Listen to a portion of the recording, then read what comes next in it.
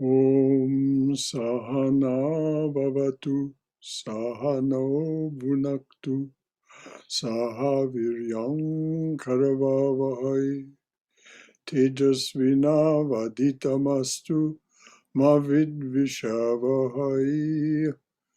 Om Shanti Shanti Shanti.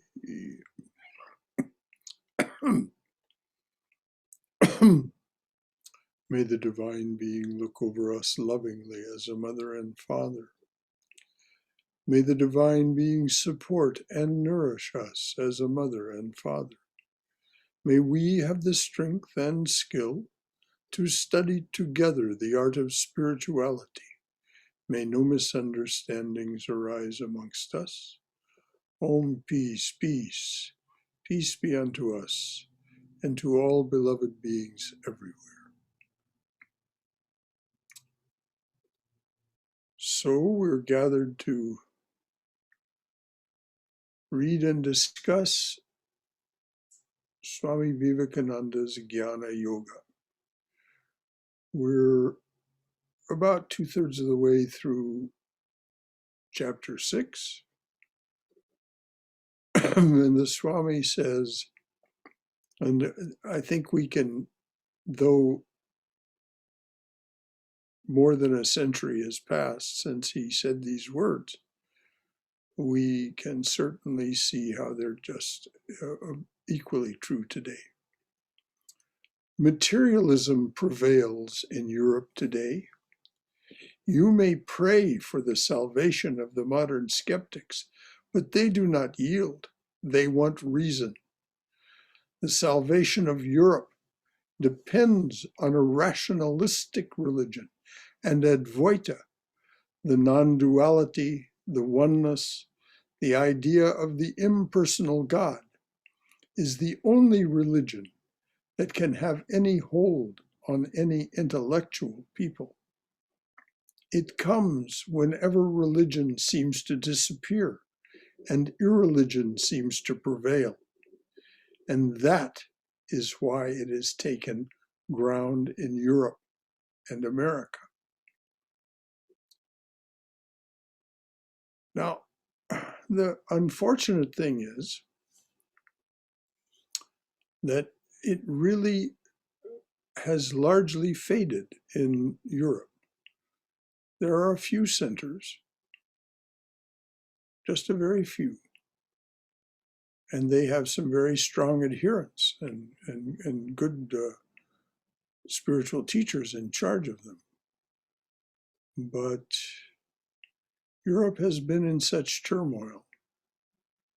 And of course, we are in turmoil also, though there are more centers in, there are about as many centers in Texas as there are in mainland Europe. So it's more taken ground, as Swami Vivekananda puts it, in America. Although because there's no evangelization, no proselytization, no advertising, people find their way to Advaita, they find their way to Vedanta here. So the Swami is correct that it has taken some ground in Europe and America, and it has had a big effect on the intellectual current of Europe, even though it doesn't have so many centers and so many out-and-out adherents. I would say, the Swami again, I would say one thing more in connection with this philosophy. In the old Upanishads, we find sublime poetry. Their authors were poets. Plato says inspiration comes to people through poetry. And it seems as if these ancient rishis, seers of truth, were raised above humanity to show these truths through poetry. They never preached, nor philosophized, nor wrote. This is the thing. It was their students who took down their aphorisms.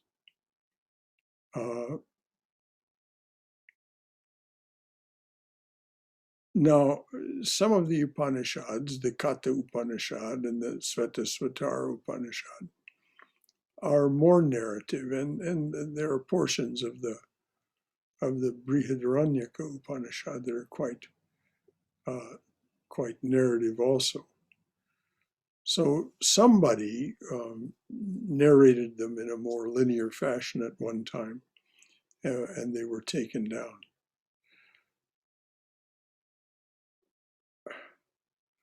But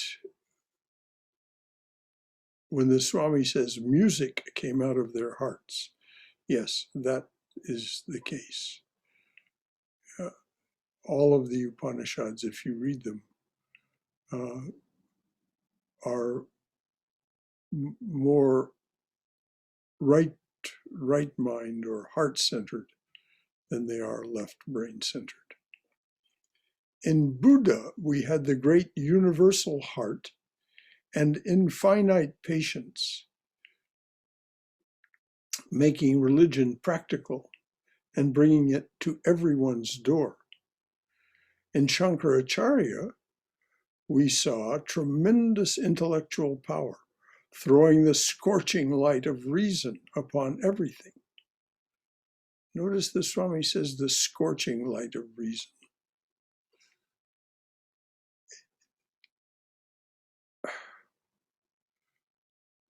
Chaitanya says in his prayer, "O name stream down in moonlight on the lotus heart."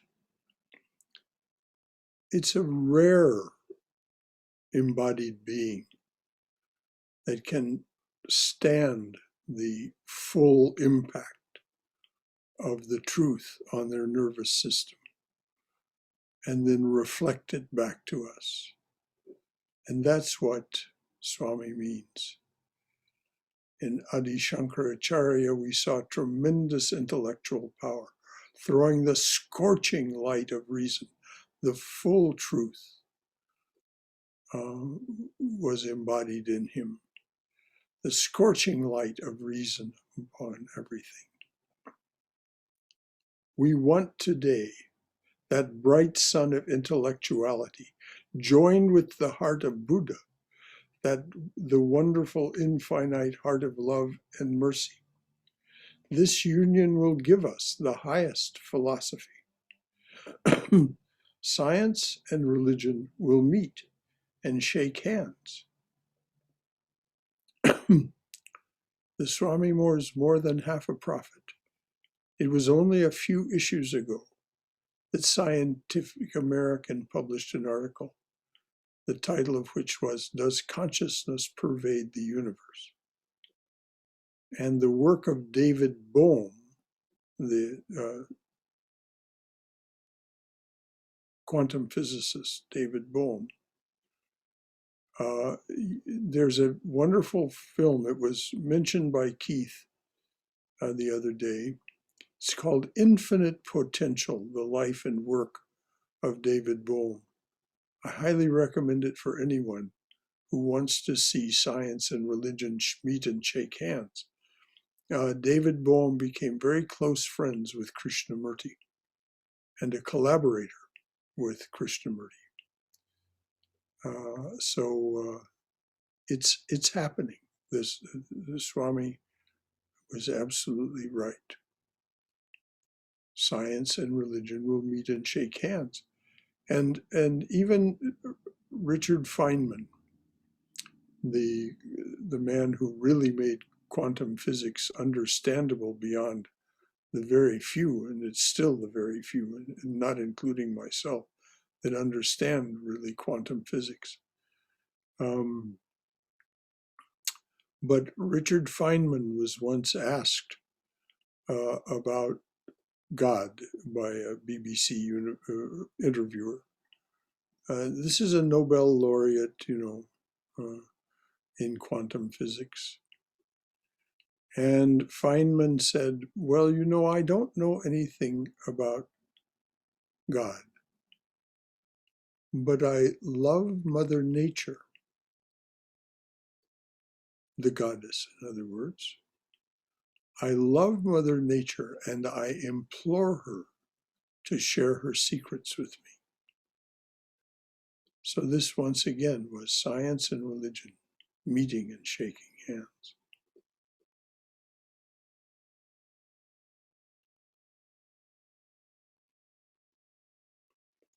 Are there any comments or questions about that before we move on? Because this is a key point the Swami is making.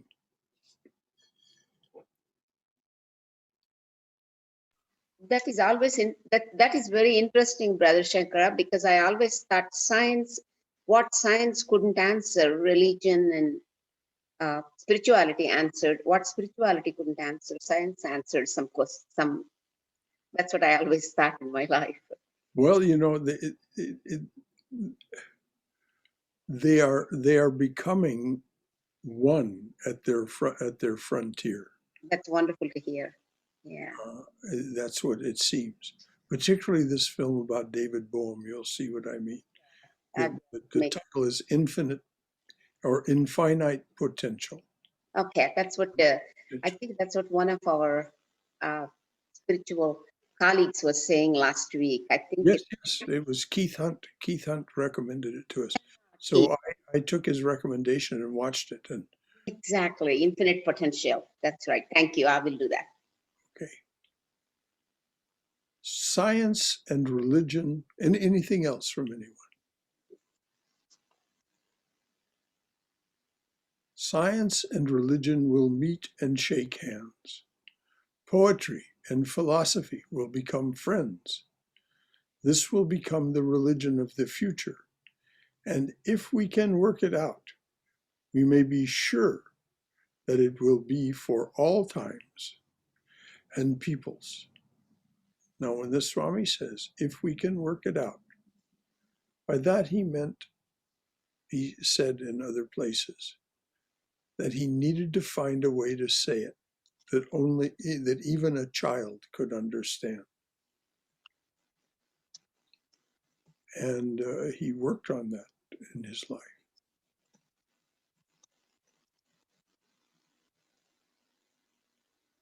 If we can work it out, we may be sure that it will be for all times and peoples.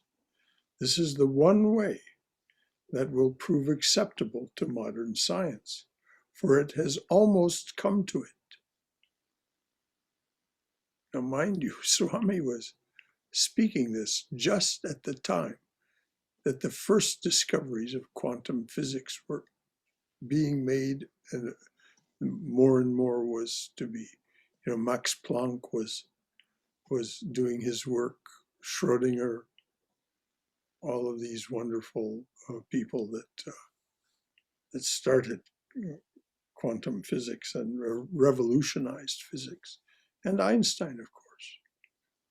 It was just shortly after Swamiji's passing away that Einstein published his famous relativity, general relativity paper. For it has almost come to it.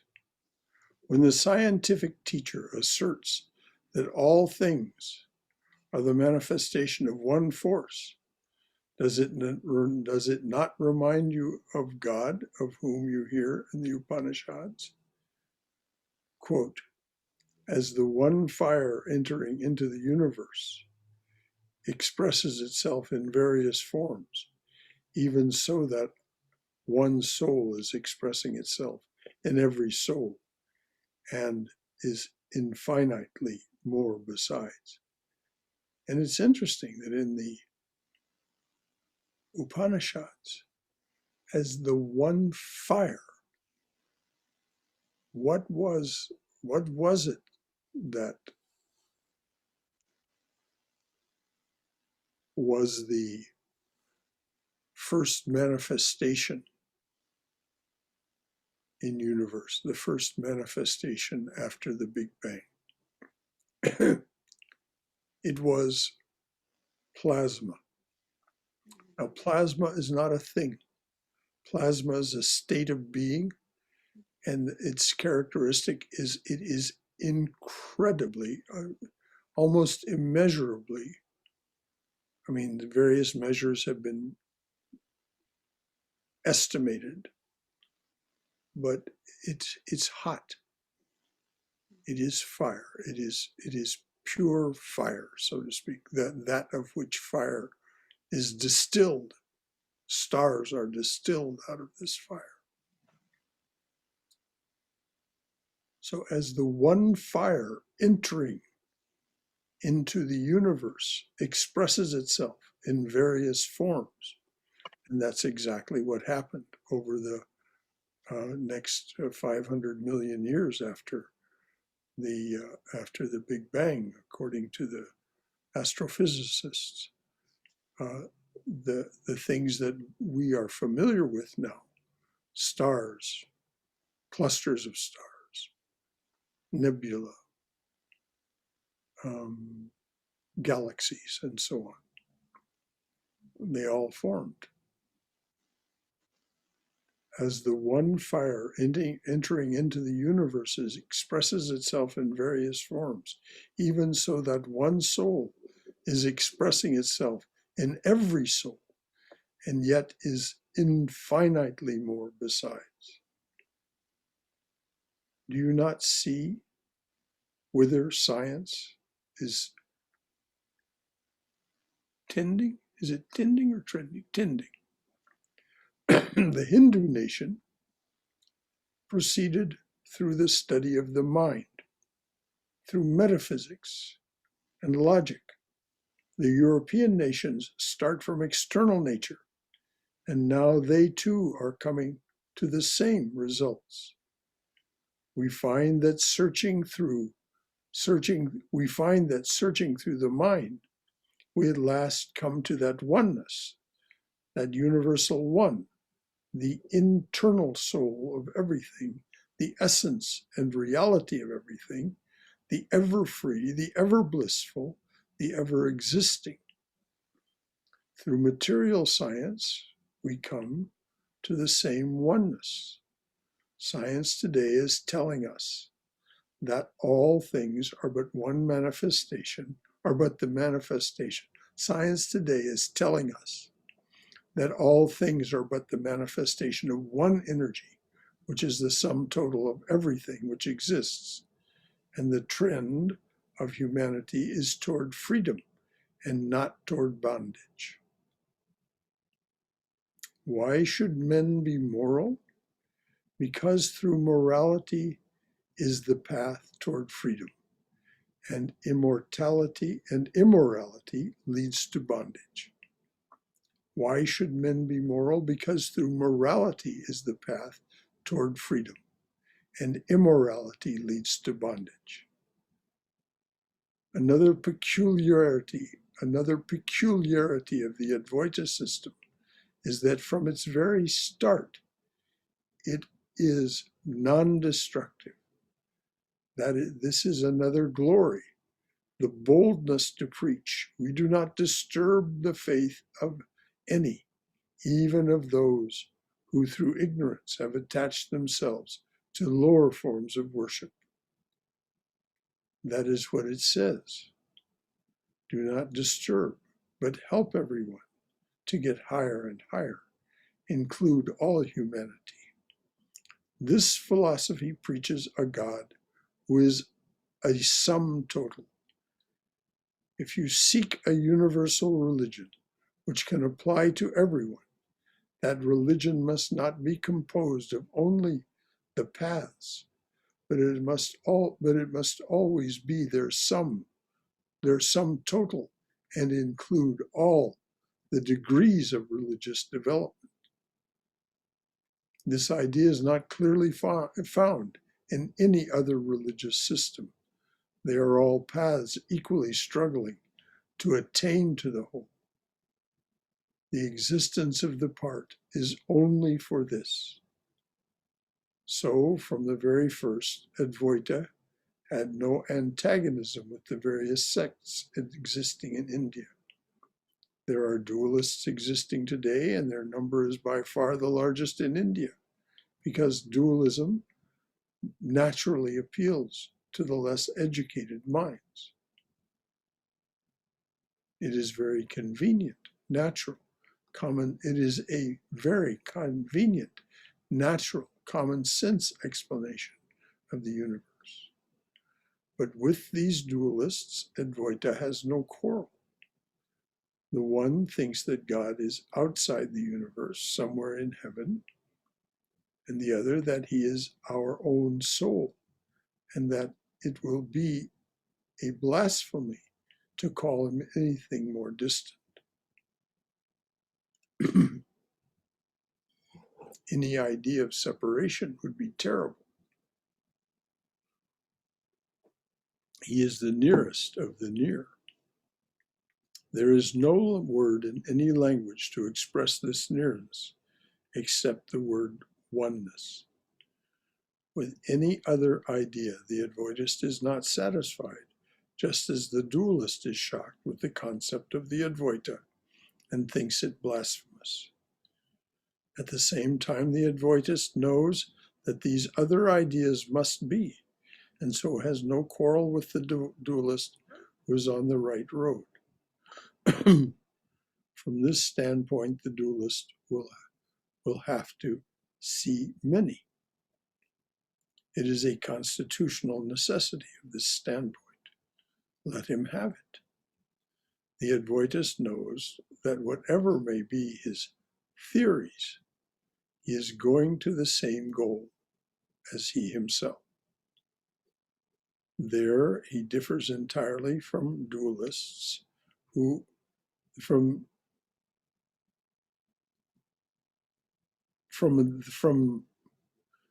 there he differs entirely from the dualist who is forced by his point of view to believe that all differing views are wrong.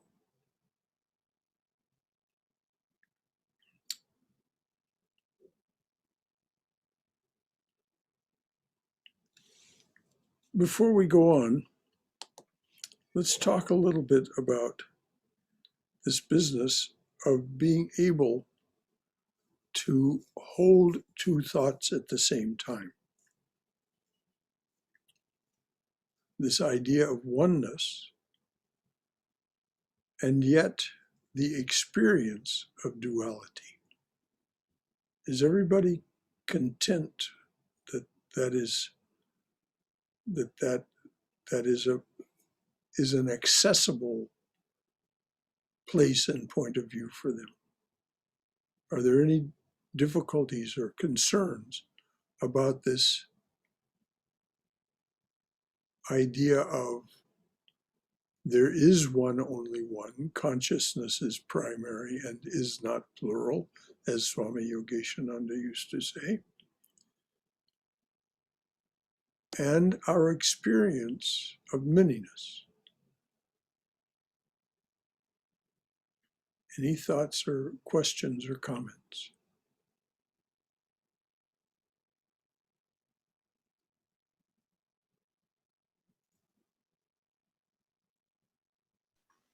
Brother Shankara, go ahead. Two people started to Go ahead, Haima. Go ahead, Haima. Okay. I was just going to say everything in life is dichotomous except the silence, which is we go into meditation. When you cut silence into two, it's only silence we get. That's what I was going to say. You know, Wayne Dyer, who is a famous psychologist, he always says that, you know, life is dichotomous. Where there is up, there is down. Where there is front, there is back. But silence is the one which is not dichotomous. That is our conscience, which is we are all one. All scriptures are pointing out to we are all one. So I truly believe that we are all one. Yes, the silence is the purna, the full, the complete. As you say, Right. You divide silence, you still have silence. You still only get the silence, but everything else is dichotomous. Where there is front, there is back, up and down, you know. Well, we have this experience of duality. There is no two ways about it. Yes. As long as we have the uh, sense of the world that is generated from name and form by the left mind, then we have these, as you said, dichotomies. Yes, life is full of dichotomies. And even the kids, my grandchildren say, God, they show up to the heaven, a sky. They say, God is right there, not here. I said, you are God to me, honey. That's why. But they're too young to understand, so I can't reason with them right now. They will find out. So I say, you are God's children. We're all gods. We have part of God, godliness in us. So I treat you as God. That's why we have to behave like God. Kindness, compassion, forgiveness. These are godly qualities. So every now and then we have talk with the grandkids. So they're only 9 and 6. They keep pointing out to the sky. That's where God is. God is only there. Now the mother, they're not here. So, Well, this is childlike thinking. exactly. But as you say, at the right time, they will have whatever awakening is theirs to have. Thank That's, you, Haima. thank you, Brother Shankara. Swayam, you had something? I was just going to say that it's a whole process from the faith that everything is one to the actual experience that we have of multiplicity, to go from that experience to the other is our journey. Yes. And if it was easy, it's simple but not easy, as it said. And we need to keep at it. Well, the fact is that as long as we are embodied, there will be this, we will experience a daytime and a nighttime. We will experience people being kind and loving, and people being unkind and unloving. So we'll experience all that. It's only when we have reached behind all this name and form appearance that we see that it is one, only one, that is appearing, having evolved from that fire that the Swami mentioned. Everything, as the great physicist Stephen Hawking pointed out, it's all made of information. It's all made of potential. So we all of the information pre-exists. And so when vibration begins to take form, it adopts the it adopts the forms that the information provides. And so we have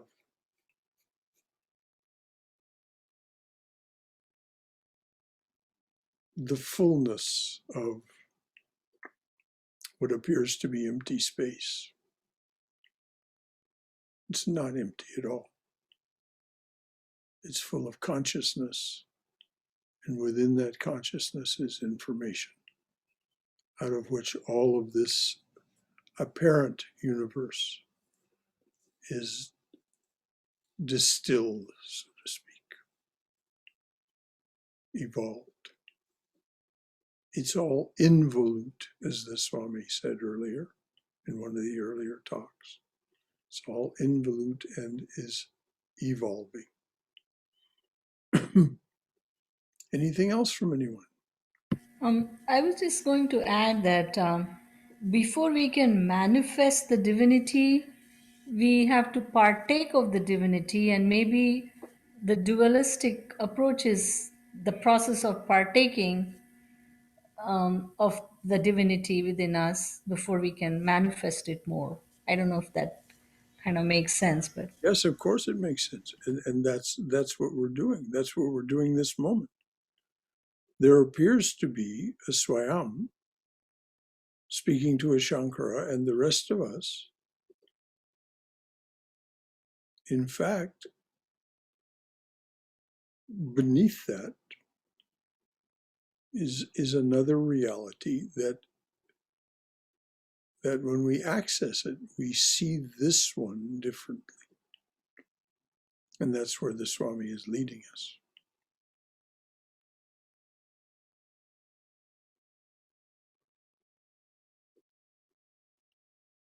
Anything else? Brother Chakra, I would like to go back a page Okay. and read something that just jumped out at me and became crystal clear. Ah, And I actually highlighted it as we went over it. And it's the one thinks that God is outside the universe, somewhere in heaven, and the other that he is his own soul. mhm. And it just, like, I've understood the difference between dual and non-dual before, but that was like the simplest, most beautiful, condensed explanation. And it just, as you read that, it just really came alive to me this evening. So thank you. Beautiful. Well, thank you, Dennis, for good catch, as they say. uh, that is an elegant and poetic distillation or summation, evocation of duality and non-duality. Brother And Shankara, yes, dear. I was thinking of this idea of the devil Oh, yes. and how it, and then to me, so much of this is already in what Christ says in the Sermon on the Mount and Mhm. elsewhere. And I haven't read everything, but this idea that Swamiji talks about, I and my Father are one, Mm-hmm. or something like resist not evil. Mm-hmm. These are non-dualistic ways of thinking about relating to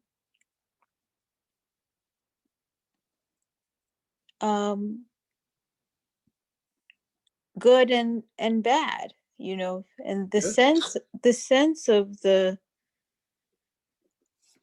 that's the essence of, love thy enemy, which is the hardest thing for us to understand, because we are so always identifying with this one little self, Mm-hmm. and so then we can't love the enemy because the enemy is the devil. Mm-hmm. And That is the way it's being played out in society today. Yes. but the devil is not real, and if there is a devil in the enemy, then there's a devil in us too, because it's what Christ says, if you see evil, then it must be in you too. Yes. Precisely. And so then and it goes, and this whole thing with the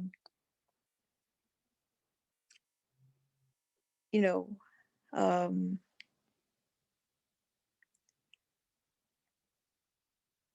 it's the I'm just at a loss of words to describe this, it's not about God and the devil, and No, it's, that's the it's that's not the about hard God and the part. devil, but this is a childlike way of thinking, and Yes. and so as the saints point out, uh, people who are concerned with controlling others create frightening things, and but there is nothing to be afraid of. There is nothing to be afraid of. We are that. And the fact that we are, as Dennis pointed out, the summation of non-duality is the non-dualist, the Advaitist, sees the divine as his own soul. And so even if you read the book of Job, where this terrible aspect of God is portrayed, that terrible aspect only acts by permission. God alone is the doer. And so we try, as we progress in our spiritual journey, we try and see less and less of the duality and more of the unity, Yeah. which is what I think you were driving at. And Yeah. ultimately that leads to love thine enemy. Well, if you want to find a beautiful evocation of this, just read the hymns of the Devi Mahatmyam, the Chandi. Mother is portrayed as both the great goddess and the great demoness, the great Asuri. And all the Asuris, all those of demonic personality, who act out in this dualistic frame of reference, creating evil, are her children, and she treats them as such. She loves them. Yeah. And what's Even though she curbs their excesses. yeah. It is thy nature, Mother, it is thy nature to subdue the conduct of the wicked. And you know that Direct your weapons against them, so that even the inimical ones, purified by the missiles, may attain the higher worlds. Such is your most kindly intention toward them. And so there's no mystery once we see it from that perspective. And that's why the question was raised. Is there any difficulty of holding these two ideas, the highest truth and the apparent truth of our action and experience? We have 5 organs of perception, 5 organs of action. Through that, we interact with the world of name and form. It is an apparent reality. It is not an unreality, but it is only the surface. And as Haima pointed out, when we dive into the silence, when through prayer, contemplation, concentration, and meditation, we sink into the silence, we see the truth of our being, of being itself, what Dennis was pointing to, and the relief is immense because there's no longer the devil, however we might think of it in our own minds.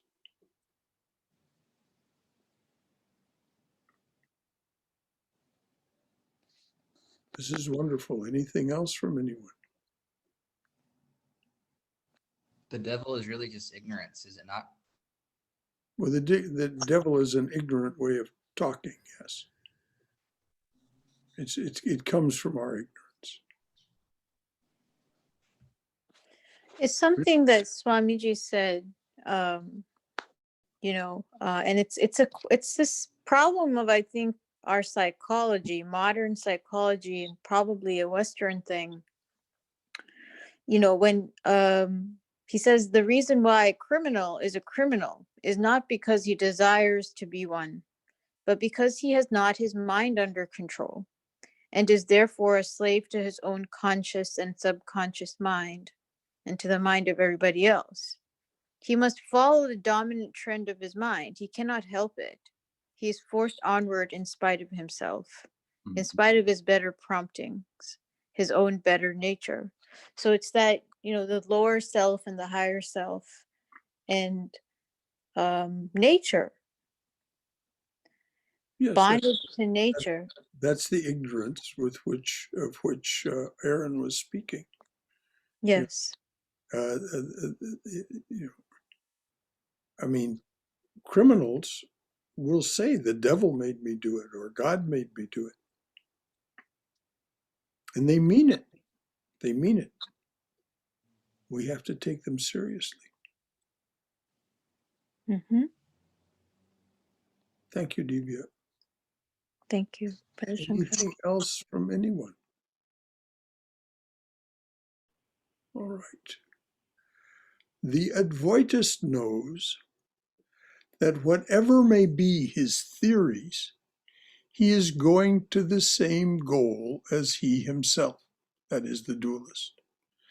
There he differs entirely from the dualist, who is forced by his point of view to believe that all differing views are wrong.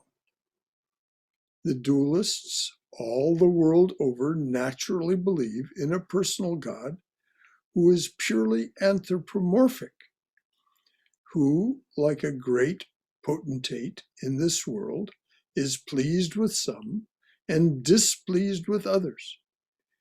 He is arbitrarily pleased with some people or races and showers blessings upon them. Naturally, the dualist comes to the conclusion that God has favorites, and he hopes to be one of them. You will find that in almost every religion is the idea, we are the favorites of our God, and only by believing as we do can you be taken into favor with him. And boy, if you want to see that in spades, just look into traditional Calvinism. That is exactly their point of view. As a matter of fact, there are only 144,000 who will be favored. So if you're going to be among those, you have to shoulder somebody else out of the crowd. It's really quite horrifying. Some dualists are so narrow as to insist that only the few have been predestined to the favor of God and can be saved. That it's as if the Swami was speaking of Calvinism. Some dualists are so narrow as to insist that only the few that have been predestined to the favor of God can be saved. The rest may try ever so hard, but they cannot be accepted. I challenge you to show me one dualistic religion which has not more or less of this exclusiveness. And therefore, in the nature of things, dualistic religions are bound to fight and quarrel with each other, and this they have ever been doing. Again, these dualists win the popular favor by appealing to the vanity of the uneducated. They like to feel that they enjoy exclusive privileges. The dualist thinks you cannot be moral until you have a God with a rod in his hand, ready to punish you. The unthinking masses are generally dualists, and they, poor fellows, have been persecuted for thousands of years in every country. And the idea of salvation is therefore freedom from the fear of punishment.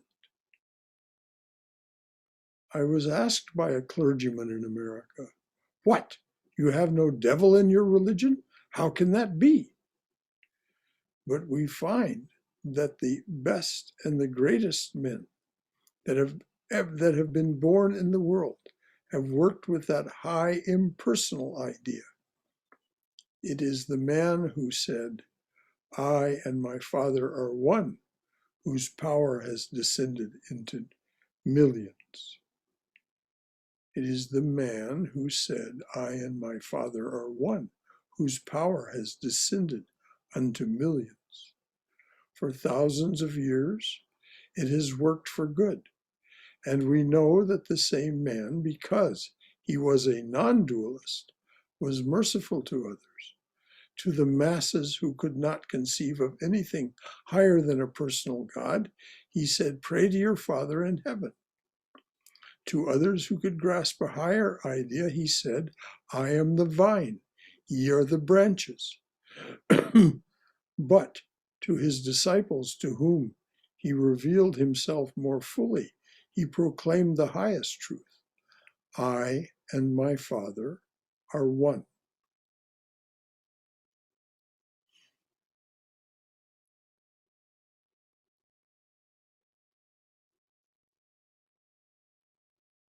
And by that he meant the I, and each one of them was one with the Father also.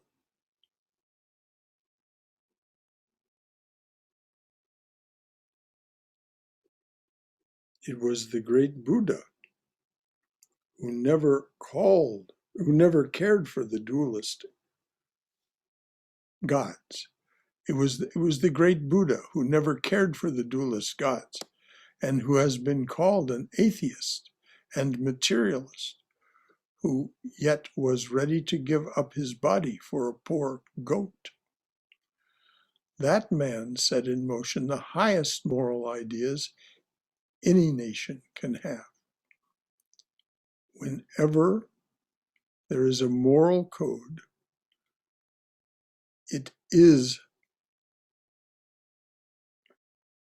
whenever there is a moral code, it is a ray of light from that man.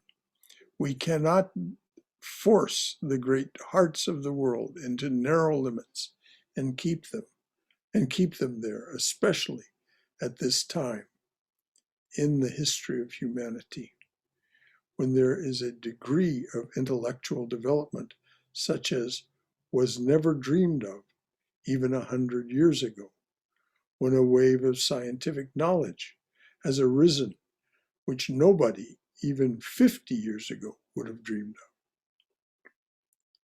By trying to free people, or by trying to force people into narrow limits, you degrade them into animals and unthinking masses.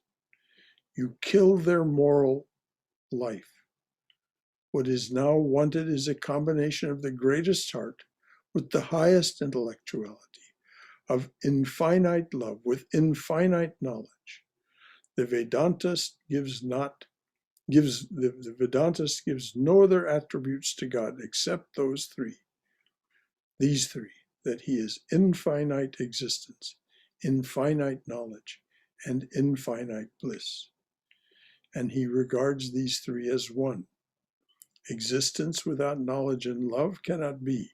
Knowledge without love and love without knowledge cannot be. What we want is the harmony of existence, knowledge, and bliss, infinite. For that is our goal. We want harmony, not one-sided development. And it is possible to have the intellect of a Shankara with the heart of a Buddha. I hope we shall all struggle to attain to that blessed combination.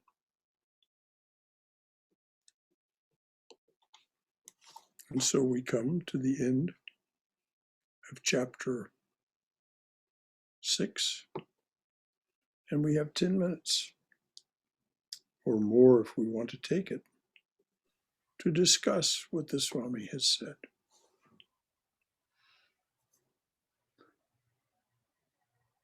The Swami has said there's no devil in our religion, and the gospel the devil tempted Christ when he was spending his 40 days and 40 nights in the wilderness, as I recall. How does Vedanta interpret that?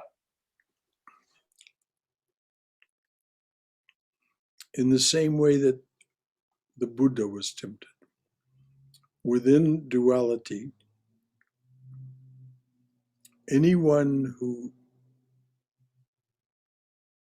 climbs to the highest is going to be subject to temptation. To do what?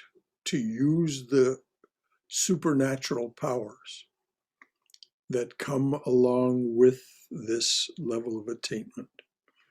And this is why the book Patanjali's Yoga Sutras is so very valuable. Because in chapter 3,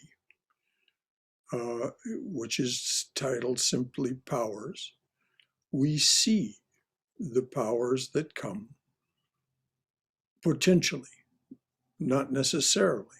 We can avoid them. As Swami Prabhavananda told his students, in the process of your spiritual development, it's likely that you will develop one or more of these psychic powers. Mm-hmm. Yes, I'm reading that book now, by the way. Yeah, thinking of that.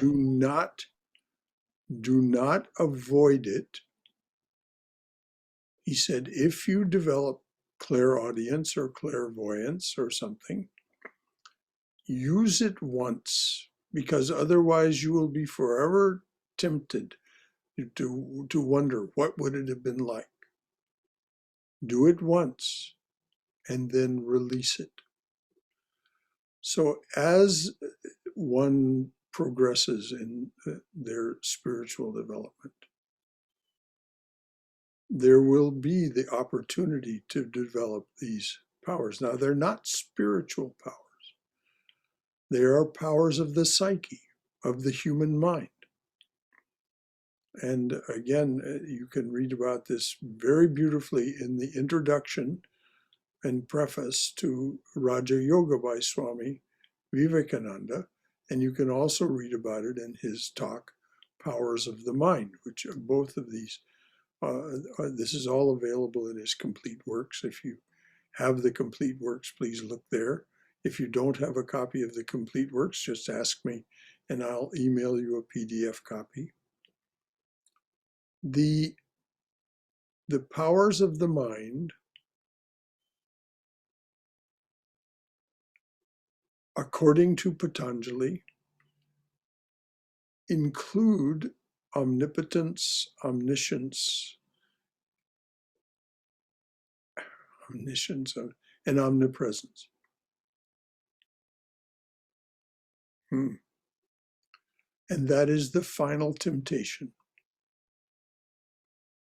So when Christ was tempted and Buddha was tempted, it was to use the powers that came with their level of attainment. And so, of course, as the Gospels were filtered through the Council of Nicaea and translated for us then into the King James Version of the Bible and so on, these temptations were personified in the devil. But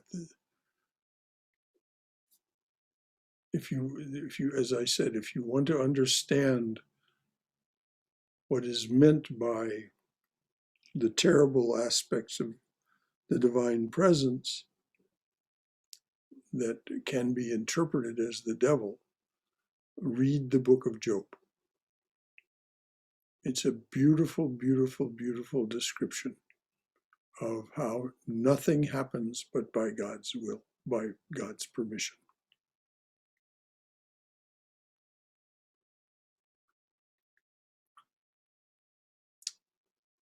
Thank you, Brahmadas. Anything else? Brother Shankara, Yes, dear. In the last sort of paragraph, when Swamiji refers to knowledge, where he says he is infinite existence, infinite knowledge, infinite bliss, existence without knowledge, knowledge without love, is is he referring to consciousness? um, why might he be using the word knowledge rather than consciousness? You mean to translate Satchidananda? Yeah. Both are equally valid in English, dear. I mean, consciousness is a word that takes people off in another direction. It may be a more accurate translation of the Sanskrit, but knowledge is something that the audience he was speaking to could more readily relate to. And infinite knowledge is consciousness. And it's said that Brahman does not exist. Brahman is existence itself. That is the one. The one does not exist, it is existence itself. Brahman does not know. Brahman is knowledge itself. Brahman does not love, or Brahman is not blissful. Brahman is love or bliss itself. The logical understanding from this is that anything then that partakes of existence, which we can understand as something that exists, partakes of existence, is ipso facto, therefore, Brahman. And the same thing is true of knowledge or consciousness or bliss or love. Anything that partakes of love is therefore Brahman, the one. Thank you, Brother Shankara. Brother Shankar, I wanted to go back to the criminal. Mm-hmm. And, you know, this question of witnessing, which we talk about often, Uh-huh. and Christ, and the, you know, to be passersby Mm-hmm. with our own actions. Mm-hmm. And when we do something wrong, and I mean by criminal, I mean even even when we do things that are wrong, and Swamiji points this out elsewhere, but you know, it seems like it's just that we can't zoom out at that point, like whether that's anger, um you know, anxiety or fear. Mm-hmm. It's like we're not able to, again, it's like that we're experiencing the world through the body. Mm-hmm. And so like I always think this, it's like a prism, you know, when a light shines through it, it's the light scatters. Mm-hmm. And we're like that, we're all these scattered pieces of light. Precisely, dear. Exactly. The oneness shines through us, and because of our 5 organs of action and 5 organs of perception, it, as you say, it fragments. It creates a seeming reality out of so many things because we attach ourselves to it, or we're averse to it. And this is why Patanjali starts the Yoga Sutras. The first 2 limbs of his yoga are how to establish a non-adversarial relationship with existence. How do you do that? Well, he says there are these restraints. You don't steal. You don't lie. You don't covet, and so on and so forth. But then what do you replace that with? If you have this adversarial attitude toward the world, and it's very easy to have an adversarial attitude toward the world because the world seems like such a dark and threatening place, and we have to protect ourselves. So we have this self-centered idea. Okay. So then the yamas are the restraints. You restrain yourself from doing this and that and the other thing that is adversarial in nature. But it doesn't do just to restrain oneself. One has to replace that with something. So that the niyamas are the observances. What do you replace that with it? What are the positive aspects that you replace those negative aspects with which you replace those negative aspects that you've released? And then you can begin, as you're doing this, it isn't like you have to do all this and then you can go on to the next steps. No.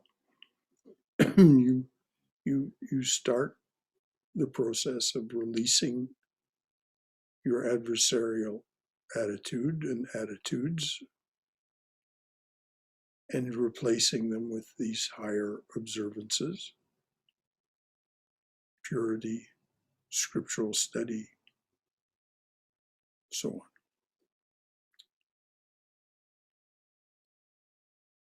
Then you begin to discover there's something more. There's something more that you hadn't discovered because it was masked by your adversarial relationship with the world. Now that's Raja Yoga's way of dealing with it. We just had, and that's what we're taking up here in March, is Raja Yoga. We just had a study of Karma Yoga, and in chapters 3 and 4 of the Gita, Krishna describes how to do it according to the Karma Yoga formula, which is to offer everything, positive, negative, just offer everything to God and acknowledge that God alone is the doer. Well, Patanjali doesn't posit that in his Raja Yoga or Yoga Sutra. He says you will ultimately discover that because you discover that you are that.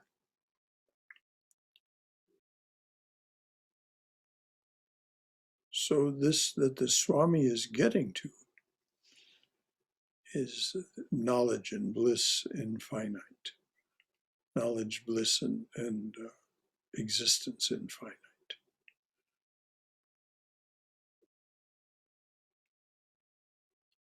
So the Swami says we have to marry the two aspects of our minds, the intellect, the left mind, and the heart or the right mind. And it is possible to have the intellect of a Shankara with the heart of a Buddha. I hope we shall all struggle to attain to that blessed combination.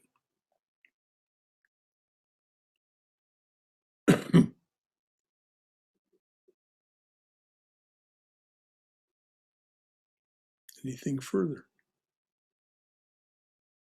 This is kind of a loaded question, and I don't want it to take up too much time, but I just think if God is the doer, then is there really free will?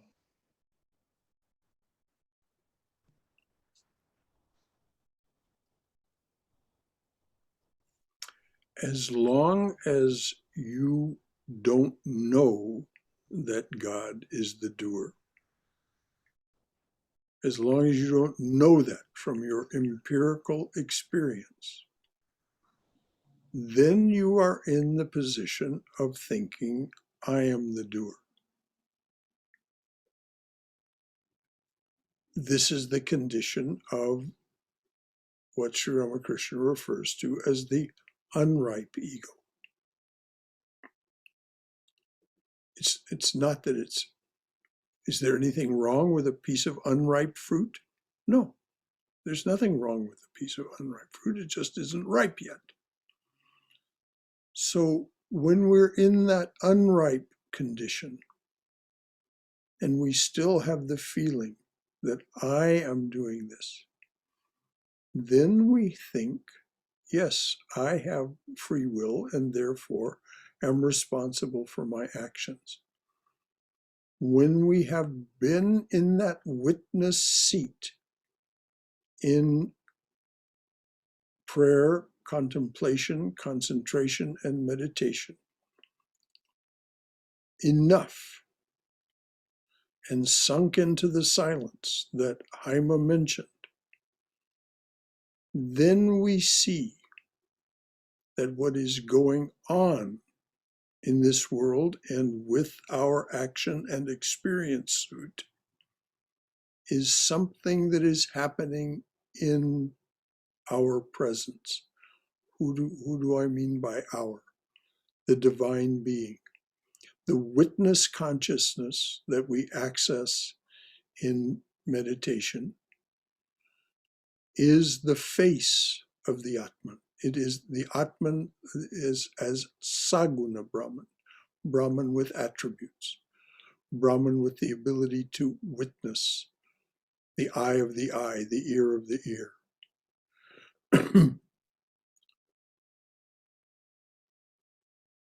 but the Atman is that interface between Saguna Brahman, the Brahman with attributes.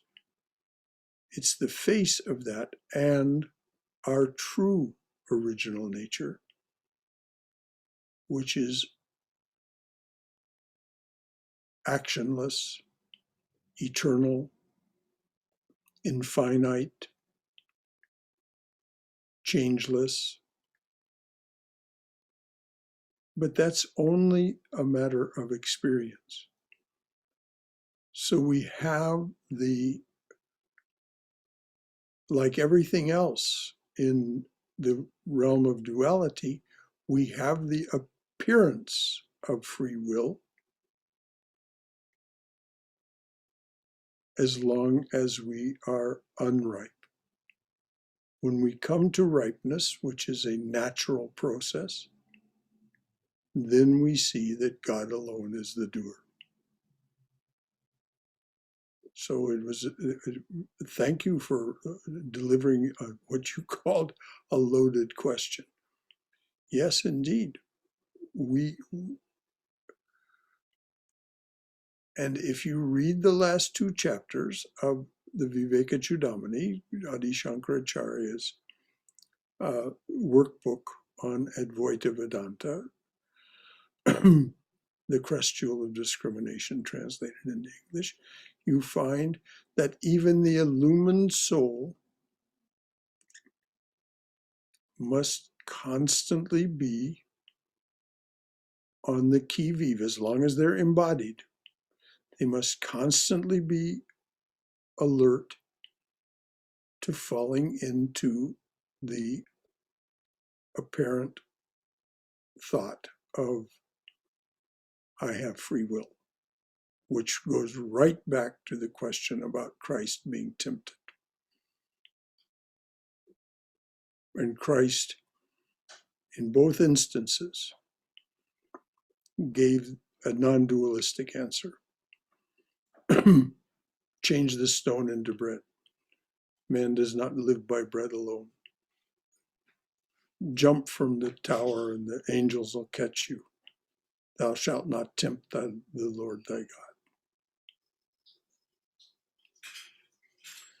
So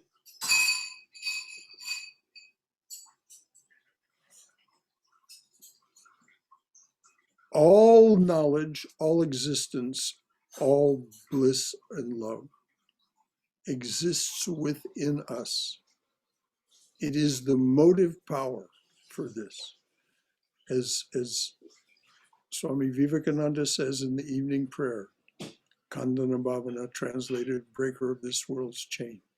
Speech cannot hold thee, the divine presence. Speech cannot hold thee, nor mind. Yet without thee we think not, nor speak.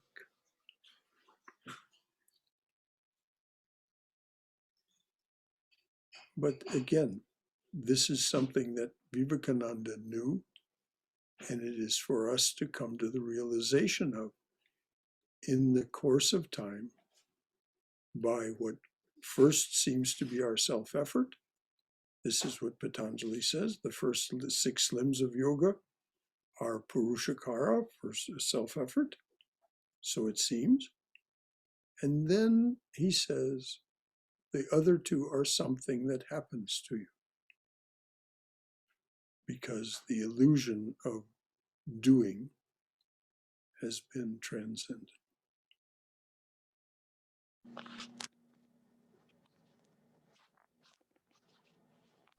Anything else? I was just going to read a quote from Swamiji on free will, which I always, it's always on the mind. He said, man's free agency is not of the mind, for that is bound. There is no freedom there. Man is not mind, he is soul. The soul is ever free, boundless, and eternal.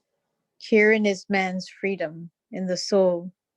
The soul is always free, but the mind, identifying itself with its own ephemeral waves, loses sight of the soul and becomes lost in this maze of time, space, and causation. Yes. And the interesting part about it is that we do it because we like it. It is the purpose of the Atman to lose its own identity in this maze of time, space, and causation.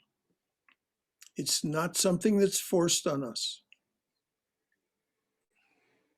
And this is what Swami Sarvapriyananda pointed out after he had expounded the absolute heights of the Vedanta philosophy. He asked us to meet one more week, one more time. Not one more week, one more time, one more day. And he said, so now we know all this. How much has your behavior changed?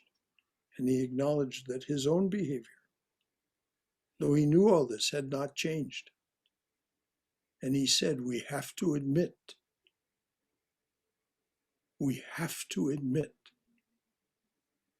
that we do this game of manyness, because we like it. And when we don't like it enough, then we'll stop. When the not liking it tips the scales enough, we'll stop.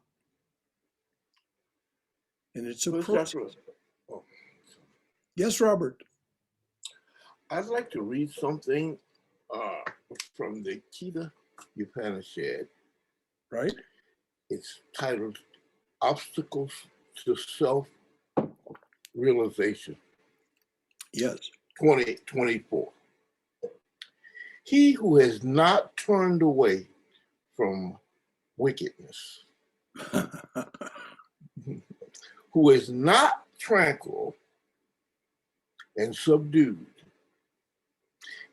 and whose mind is not at peace, cannot attain Atman.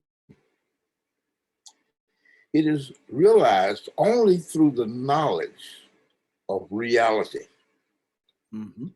Then it goes on, one develops the power of concentration by subduing the senses. Mhm. A man may be capable of concentration, yet distracted by desire for the fruit of his spiritual discipline.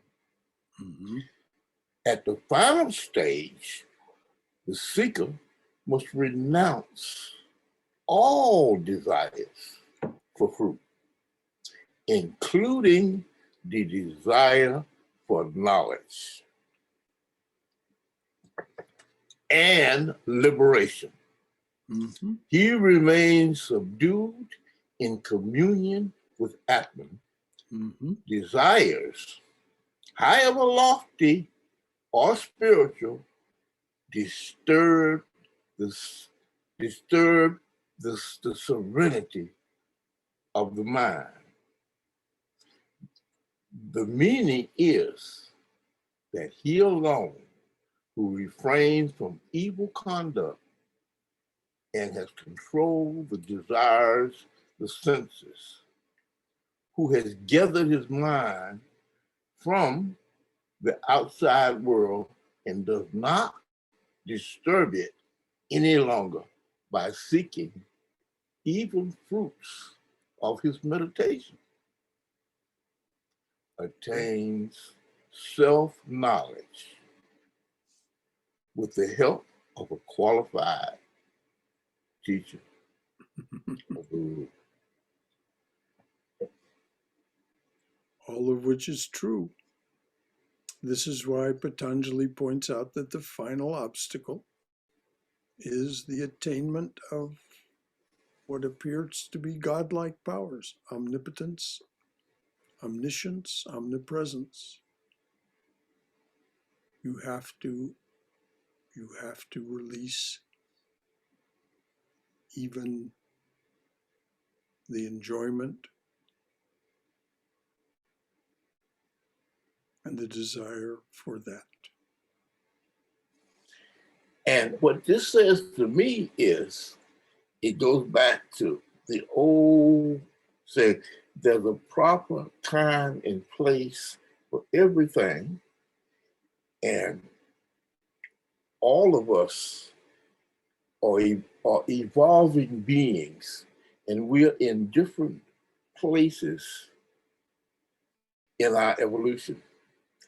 And what is proper and correct for one person may not be proper and correct for another person.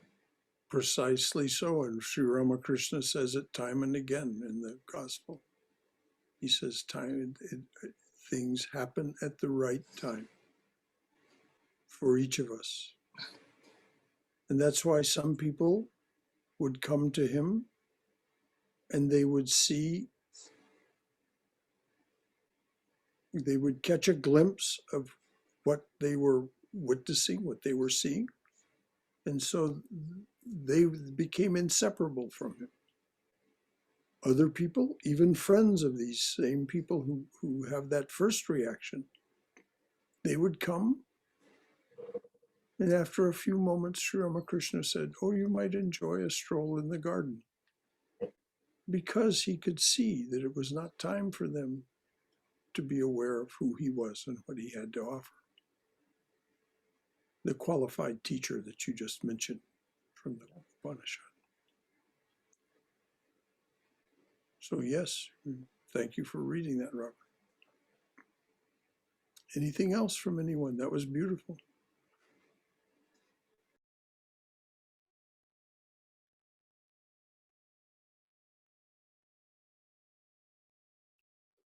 All right, let me mention then, the next time we have the opportunity to gather is 11 a.m. on Saturday, when we will be Zooming a memorial service for Swami Yogeshananda.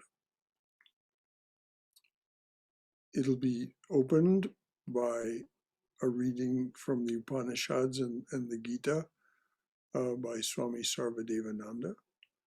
Then a formal memorial service that was developed by Swami Vivekananda long ago will be read. It's a very sweet and very loving expression about the relationship between the departed and the ones who remain behind.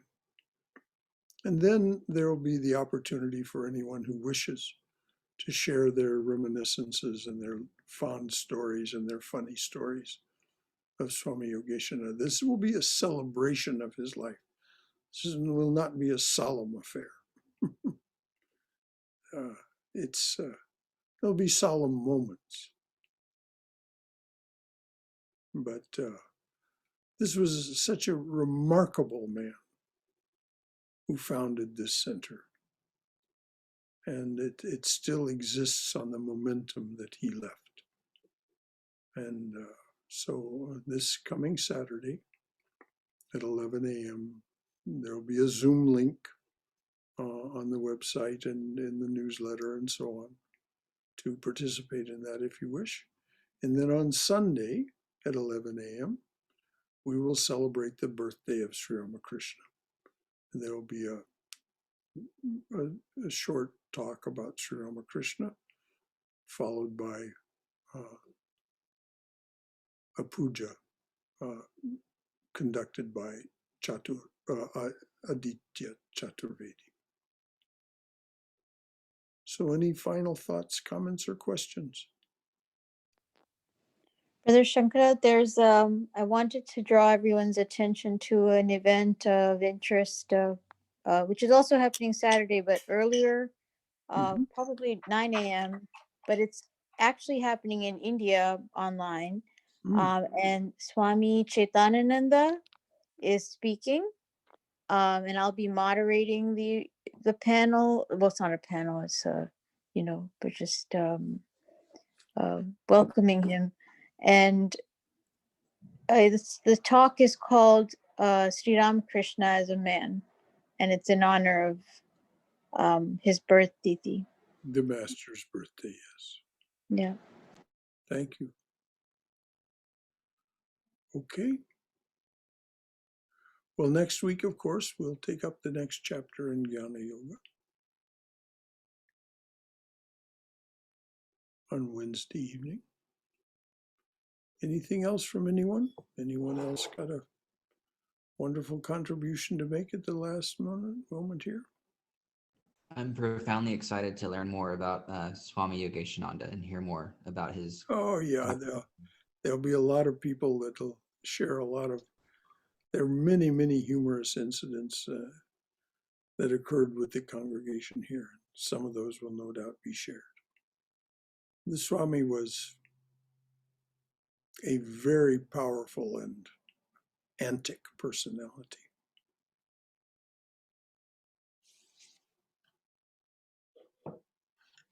So, let there be peace in outer space. Let there be peace in the sky, on the earth, and in the waters. Let there be peace in the herbs, the plants, and the trees. May the gods be peaceful. May the whole universe be pervaded by peace. Let that infinite universal peace prevail throughout my being. Om Shanti, Shanti, Shanti, peace, peace, peace be unto us and to all beloved beings everywhere. And our loving salutation. Jai Shri Guru Maharaj Ji Ki Jai, Durga Durga Durga. May you be safe. May you be healthy. May you be cheerful. May you have peace of mind. May you go forward in the divine presence's loving and protective embrace. So until next time, so glad you are all here. Thank you, Brother Shankara, and everybody. Good night. See you soon. Good night, everyone. Thank you. Good night. Good night. Hari Om. Hari Om, Hari Om. Hari Om.